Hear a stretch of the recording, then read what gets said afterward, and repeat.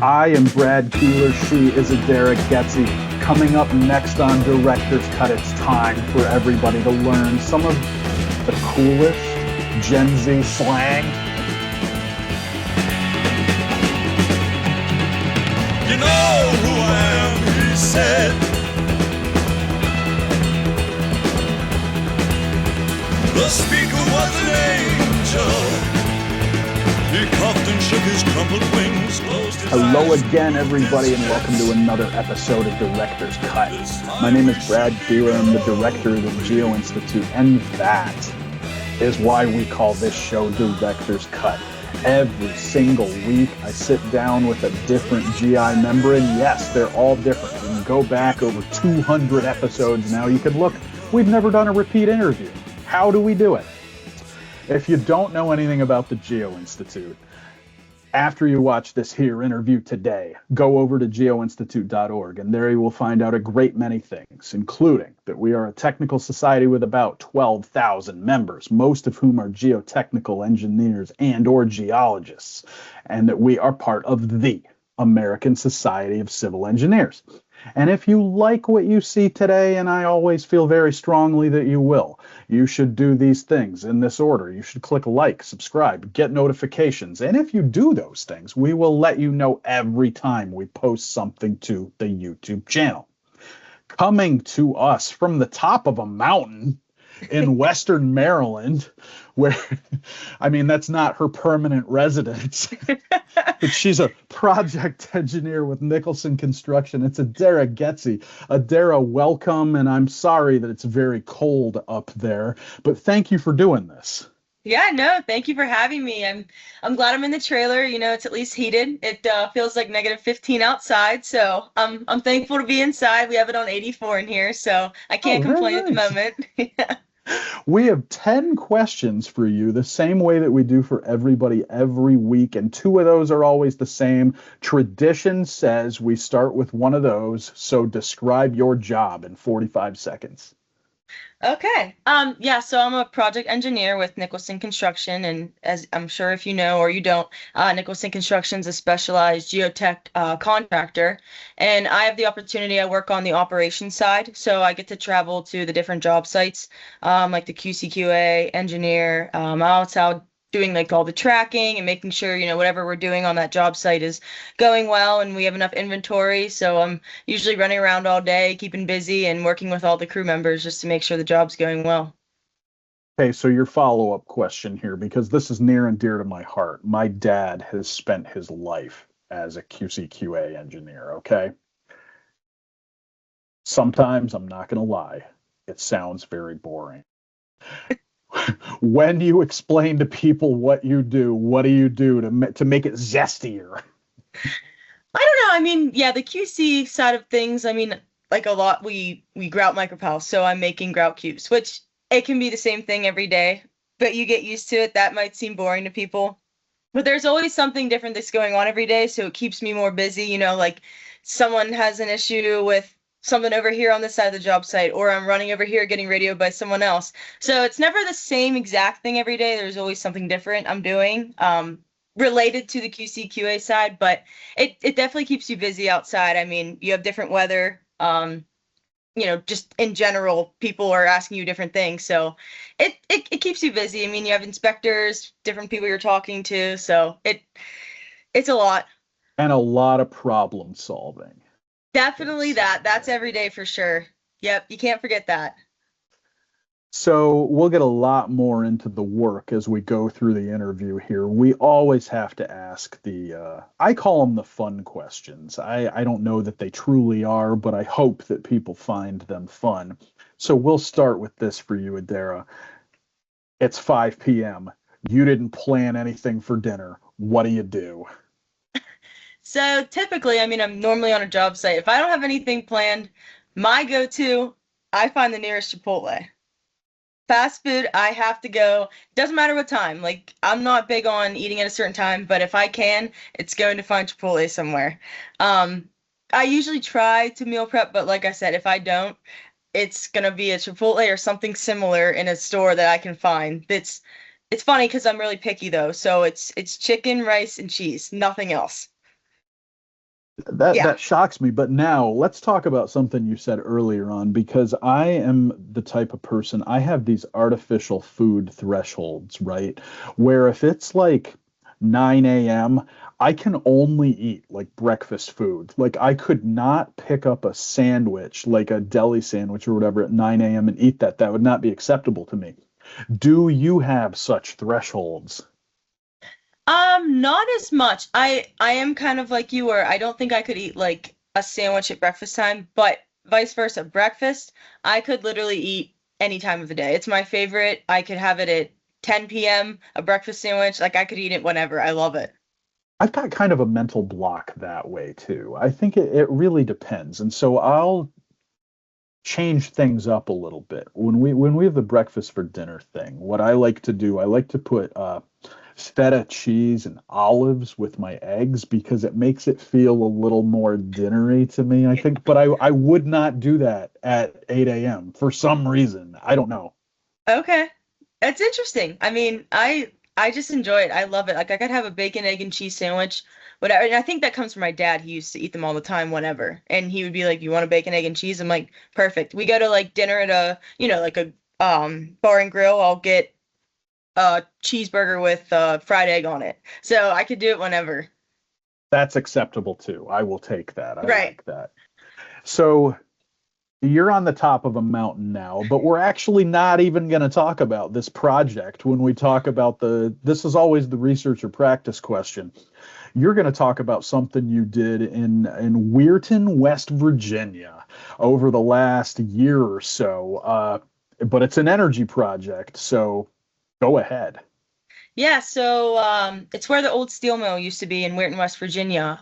They were building a huge building for a iron air battery plant, and we were going in to do the foundation, the micropiles there. So they had phases one and two. We started last June, and I think it ran till about October. We put in over 600 micropiles in the ground. And then once we finished there, they wanted us back this year. We started in like August and just finished like the first week of December, maybe, putting in over 400 more micropals. They were expanding onto the building. So it's huge down there. It's definitely different than what it used to look like, everyone says, with the steel mill. They have a ton of workers down there now, which is nice for the town, but it kept me busy. This year for phase three, we had 5 rigs going. I was the only project engineer out there, so definitely longer days, running around, getting all of the information from every driller, filling out all the reports afterwards, running the test out there. So it was interesting, but it was good. It was good for me. I liked it, and I think last year kind of helped out being there. It gave me, a little bit of an idea of how this year would go. So, what do you feel like was your biggest challenge on that project? Not necessarily the biggest challenge on the project in general, but for you personally as you worked through that one. Honestly, it was time management and keeping up with like the daily task. I mean, we had to send out, obviously daily reports and keep the tracking up to date so that they could see every day, what was finished, what was done. So, I mean, it definitely took time. Like if you waited till the end of the day and you had an hour or so to fill out everything that happened in just one day with, how many crew members we had out there and how many rigs with how many, they might have all drilled 3 piles a day. So you're at 15 piles you have to fill in information for. So it was definitely time management when I could, getting in and out of the trailer, just trying to fill in as we went through the day and just keeping up with everything. Oh, that's a fantastic answer. I like that a lot. We specialize in nostalgia on Director's Cut. I mean, at its core, I always say it's a food, sports, and music show, but we do a lot of nostalgia too. And we're going to tap into that a little bit right now. I think there's something about the human brain that when you're in the throes of something, sometimes you don't understand like the gravity of it or how serious it is or what a big deal it is for you personally to be able to achieve something. So I wanted to put a question like that in here today. Adara, what life experience do you look back on with disbelief? Honestly, I would have to say when I was in high school, I had no idea what I wanted to do. If I even really I wanted to go to college, but I had no idea for what. So it was like, do I even go if I don't know? And then it clicked like junior year of high school. My dad's like, you love science, you love math. You have been outdoors all your life. You're playing in the dirt. It's like, why don't you try engineering? I had no idea what it honestly even entailed it. And I'm like, you know what, you're right. Like, I'll look into it. And I think the biggest part was college in general for me. Just, I started as a civil engineering major. I never changed. I liked it from, day one. Obviously, there was some rigorous days of studying for hours on end all night, with different classmates. But in general, just getting through college, and graduating and then studying for my FE exam and passing that in the last year, it's something I didn't see coming, and I'm glad I did, and I'm grateful for the experience. But I never would have saw it coming if I looked back, in my high school years. So what was your journey then? Because when you walk in as on day one as a civil major, you don't know really where you're going to end up. Like it's especially when you're 18, 17, you're thinking infrastructure, right? And that's probably about as far as it goes. What was your journey then? Because you did mention dirt back in the beginning of that last answer. What was your journey from that day one as a civil major to geotech? Yeah, so I mean the first year was a lot of like our general core classes. So it wasn't as interesting. It's the math, it's the physics, it's the chemistry, and I'm like, oh, I'm like not a big fan of chemistry. But you get into your second year, you start getting into your more of your engineering classes and seeing the different branches you could do of transportation or geotech, water resources, and that's when I started realizing like, wow, like this is interesting. Some of the classes, don't get me wrong, I'm like, I never want to do this again. But the geotech, I really enjoyed. I mean, you're in the dirt, you're playing with soil, so I started, taking more classes you could choose in the geotech side of things. And from there, I just kept going and got to my senior year, and I was like, well, that flew by. And now you're sitting on the top of a mountain. Yeah, covered in Are dirt. you in Garrett County? I guess you're in Garrett County, probably. Yeah. Yep, top of the mountain. I like that.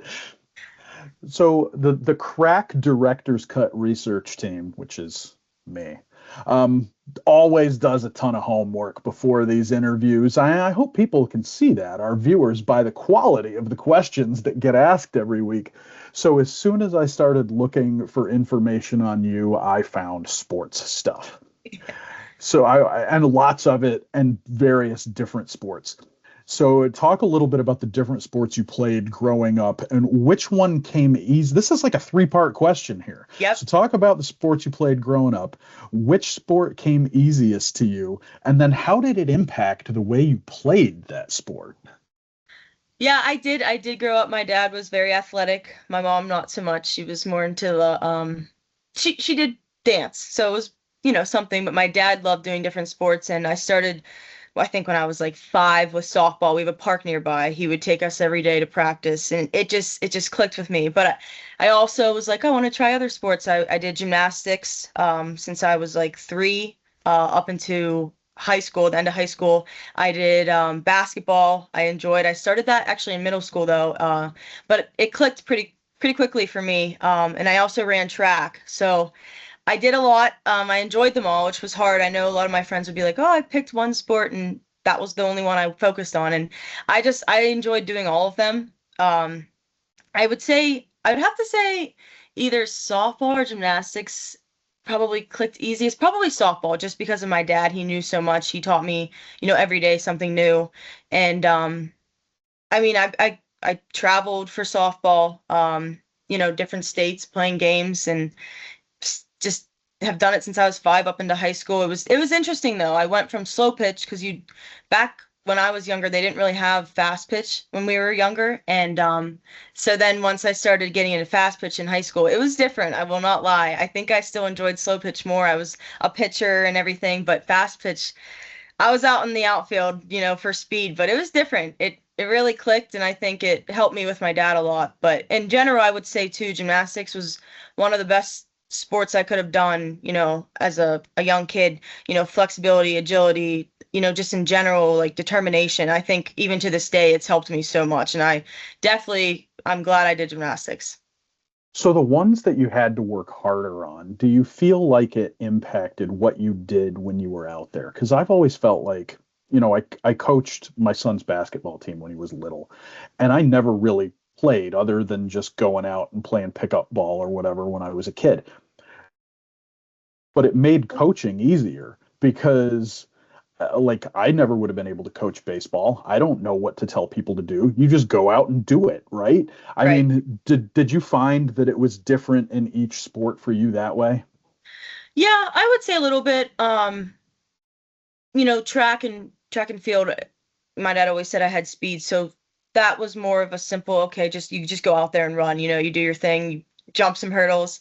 Um, One of the more challenging, I would say, would definitely be gymnastics. It's easier too when you have friends that kind of do the same sports as you. Hmm. Gymnastics was one, like I competed. I think we practiced over 20 hours a week. It was a lot. No one else did that I knew. It was a lot of training. I didn't know anyone there, but it was one that I took, closest to my heart. It was a lot, and I think that one was one that I really had to focus on and say, okay, you know what, like this one isn't coming as easy to me, but more training, more practice, I love it. It's something you'll get used to. So that was one of the sports I think that was definitely more of a challenge, and you had to be more focused for. More nostalgia. This is the other question that we always put into the interview. And for you, you don't have to think back as far as some of the other people that we have on here. This is an advantage for you, Adara. How did you first get involved in ASCE and GI? Yeah, so just a few years ago when I was in college, my junior year, I actually ran as treasurer for ASCE for Pitt Johnstown, where I went to school. And that was the beginning of it for me. Everyone always said, get involved, get involved, get involved. So I did my junior year. My friend that was above me actually ran it the year before. And I didn't realize all that it entailed, but, I didn't realize there was all these Excel worksheets of all the budgeting of all of the clubs that we had to, go over and look through the receipts. And I'm like, oh, I have to do all this? And they're like, yeah, you're the treasurer. And I'm like, okay. But, it was good. I got closer with my civil professors, my other classmates, got more involved, and from there it led to Concrete Canoe Club. It led to, everything else that I was involved with junior and senior year. So that was the start, was definitely being treasurer, and then going from there and just meeting new people and saying, hey, you want to join this club? You want to join that club? So Concrete Canoe was another one that I was really involved with. And surveying team was another one. So it was interesting to join different clubs and, just get involved. Oh, I like that. And we're going to talk a little bit about the surveying team here in just a moment, because I saw that on your LinkedIn and I thought we need to have a chat about the surveying team. Before we get to that, though, we have a very, very important question to get to here, and it's the one we teased at the beginning. As a proud card-carrying member of Generation Z, we all know, all us older folks know that the language is different, and every person has said this since the beginning of time. But we're going to break it down here a little bit for what we're dealing with currently here. Adara, what Gen Z slang have you taught your parents? There is a few. The one I say most is probably fire, which means like, I guess you could say if something's really good, you're like, oh man, or this burger is so fire, and my mom's like, what? And I'm like, it's just like really good, you know what I mean? It's a 10 out of 10. Or tea, like with my friends, we'll be like, oh, let me hear the tea. You want to hear the gossip, something really good that you're waiting to hear. Another one would be slay, like if something's just you're in awe, you're like, oh, this is great, like, oh, slay, like that's just, you know what I mean? Like, and everyone's always like, what? And the other one I would say is probably bet. I say a lot. So it's kind of like, I guess, word. Like, oh, okay, word. So you just say, okay, bet. And everyone's like, what are you betting? I'm like, no, it's just like, okay, gotcha. So you really spoke to the heart of this Gen Xer there with the word, because I probably use that one a little too much. Yeah. Now, we can spin this the other way. Is there any slang that your parents use that you still use, even though maybe you look at it and you're like, oh, that's from 35 years ago? Honestly, it's funny because that you just said word. My dad will say word, and I'm like, and I try to say it the other way, like, let's try bet, but I do still say word because of him. That's probably the most common word that they say that I But also. I do think there are some that are timeless though, right? Like it's kind of fascinating to me, because when I was a kid, somebody who was 65 years old would not have even used the word cool, for example. And now you have people who are well into the senior citizenry who are using that slang that they picked up in the 60s and 70s, and it actually kind of still means the same thing. Like it's really entered like the common vernacular, right? Now, I guess the other follow-up question here is, for all of that wonderful Gen Z slang that's out there, is there anything that you just will absolutely not say because it sounds too ridiculous? I honestly, there is one. I hate when people say sus. It's for like if you're suspicious about something, they'll be like, "That's so sus." I can't get around that one. I think I said it once, and I was like, "That did I really just say that?" And I was like, "That one, I'm just not going to be It using." it doesn't really roll. I don't know. There are some things that just sound awkward when you say Yeah. them, and I'm going to put that in there. So of course, we always have show notes for every episode. We're going to get a nice Gen Z glossary and link to it in the show notes below the window where you are watching this now, viewers. That was great. I promised we would talk about the surveying team. We're going to come back to that now. uh, this is one of many ASCE activities that all of you student members out there can get involved with on your campus. Find it, love it, enjoy it. Adara, what did you learn from your time on the UPJ surveying team? I learned a lot. I mean, obviously, when you probably think about surveying, you're like, okay, you calculate distance, heights, angles, anything like that. I think the biggest part of, the team that our professor taught us was probably the GPS or total station.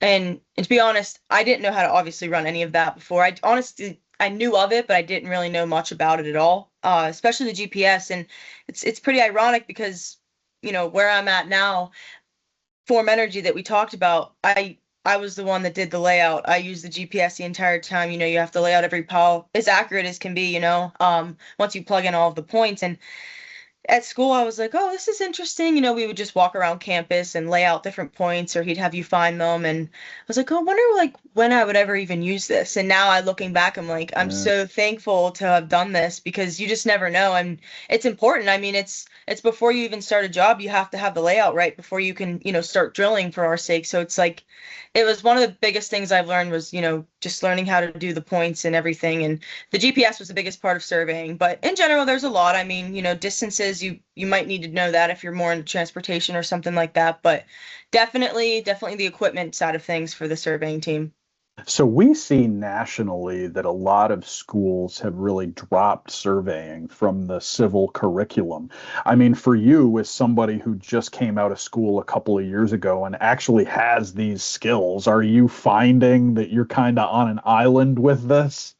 I would say so, yeah. I mean, there's definitely, other people my age that are like, I've never used a GPS before, and I'm like, I mean, our club team wasn't, I don't think, that big, but I mean, the few people we had, you go out and you use it and you know how to run it. The people like at the last site, I don't think knew how to ever run one before. So, you had to be taught. And it's just interesting to see that, some schools do it and some don't. So it's definitely a good tactic to have. And I'm very grateful our class and, school had it.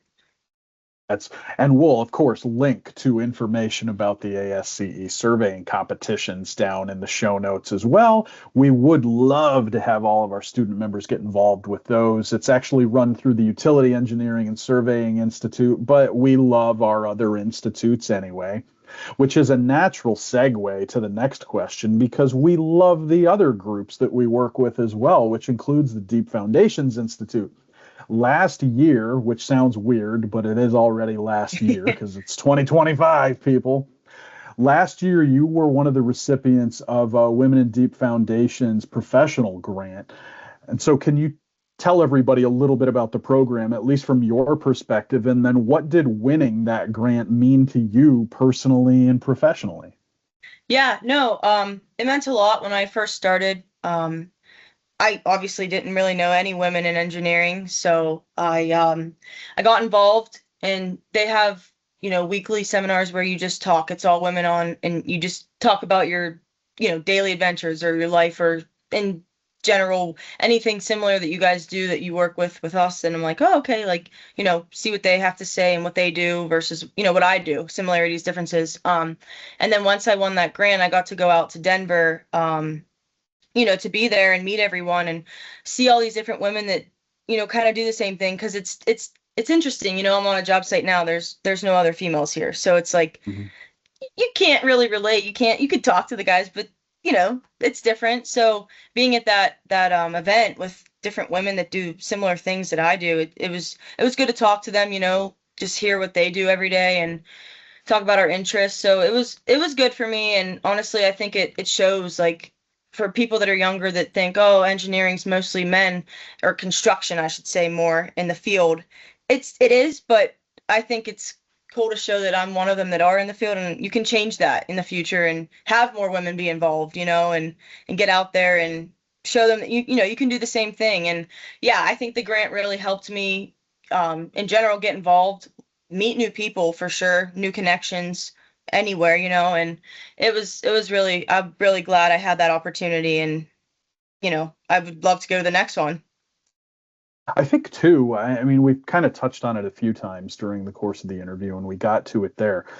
Sometimes in these situations, how often have you found yourself as the youngest person in the room too? I think how has that been challenging, and what would you say to somebody who's around the same age as you and is maybe holding back a little bit about getting involved in societies or even stepping up at work and being a little more proactive and getting involved with projects and stuff?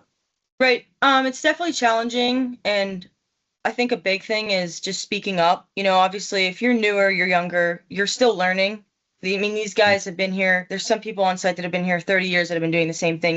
They know a ton. And at first, I think it was challenging to want to speak up and ask and say, oh, I actually, I'm not 100% sure, I understand what you're doing or what you're talking about. And I think once I got over the scary part of asking them, it came a lot easier. They don't care, they'll help you, they want to show you how to do it. So I think that was a big challenge I overcame, was just being able to speak up and ask questions, and then you realize you're learning, they're teaching you such new things that you feel more comfortable, and you might be the youngest, but most of the guys on site, they don't care. They treat you as one, just like they are. And that was really helpful, was just like starting to learn to speak up and just say what I had to say and ask what I had to ask. Questions aren't a bad thing. And this again goes brilliantly into this last question that we have here. It's almost like the person who wrote all these questions for this interview had a plan. And sometimes I do, and sometimes I don't. It just all works out in the magic land of director's cut. As somebody who's just a couple of years out of school, I did want to ask you, and this is what we're going to close with here. What advice do you have for students just about to graduate with CE degrees? So yeah, it kind of does go with my last answer. Definitely my biggest thing would to get involved and meet new people. I mean, I heard it in school all the time. Get involved, do more things, reach out, meet new people. And you're kind of just like, oh, I want to get through school, I want to graduate. Yeah. But the more people the more connections. I mean, it helped me so much graduating, just knowing more people and reaching out and asking, hey, what do you do? What do you do? And just kind of, it helps to know what they do and see, okay, here's the different routes I could go. And speaking up, again, like I said, just being able to reach out and talk to other people. I know another thing, like when I was graduating, is my professor always said, if you don't know what you want to do yet, go talk to people that you do know that are in different areas of engineering in Mhm. general. Go shadow them for a day. Go see what they do, and then go from there. You don't have to know exactly where you want to go or what you want to do right out of college. But as long as you get some experience and you understand this is what you do like and this is what you don't like, you can go from there. But definitely getting involved and just meeting new people is the biggest thing, I would say. And I think if I could tack one thing onto that, it would probably be that once you enter the workforce and start going in every day, you have this realization, I think, that you actually had a lot of freedom and a lot of free time when you were in school that you did not appreciate. And you mentioned going out and meeting people either in like adjacent disciplines or even in other fields completely.